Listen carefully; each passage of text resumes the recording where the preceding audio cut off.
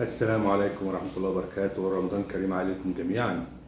أولا أنا أحب أوضح حاجة مهمة في الفيديو ده، اللي هو استغلال بعض أصحاب المطاعم والمتاجر العرب هنا في البرازيل.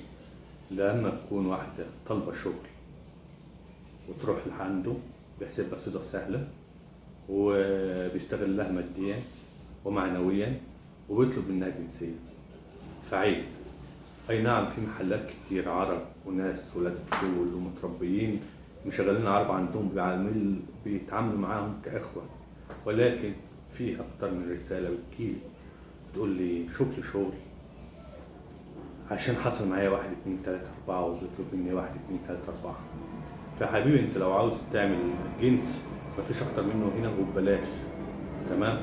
أما ما تجيش على واحدة سايبة بلادها وعلى بعد أميال الأميال وتيجي البرازيل، ولما هي محتاجة الشغل بأي طريقة تقول لها أنا شغالك ب1400 أو ب1800 أو ب2000 حتى، وتطلب منها حاجات حرام.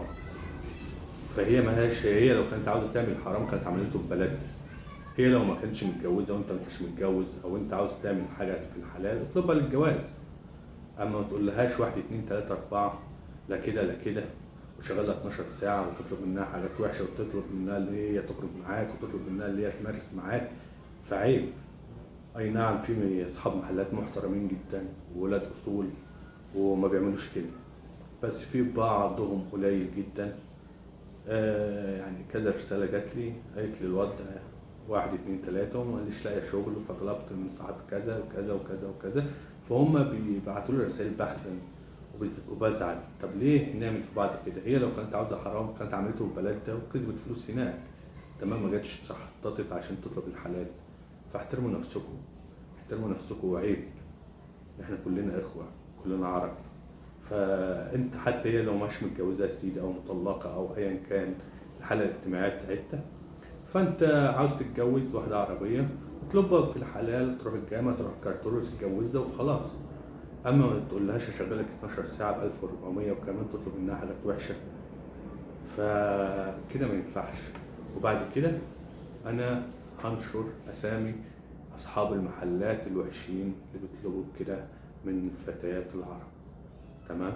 فاعتبرها اختك، اعتبرها امك، اعتبرها قريبتك. فانت عندك شغل بمرضي الله بمرتب بمرضي الله، اوكي. ما هيش عندك ما تستغلش البنات، تمام؟ فهي لو عاوزة تعمل حرام كانت عملتها حرام في بلدها وهتكسب أكتر ما تيجي تشحطط هنا وتتبادل هنا. كمان أحب أعرف الإخوة كلهم إن البرازيل بلد تجارة وبزنس، مش للفقراء والعاديين والمهنة العادية. مش عشان ما البرازيل مش بتاعتي أو معايا مفتاحها، أنا بكلمك بصدق.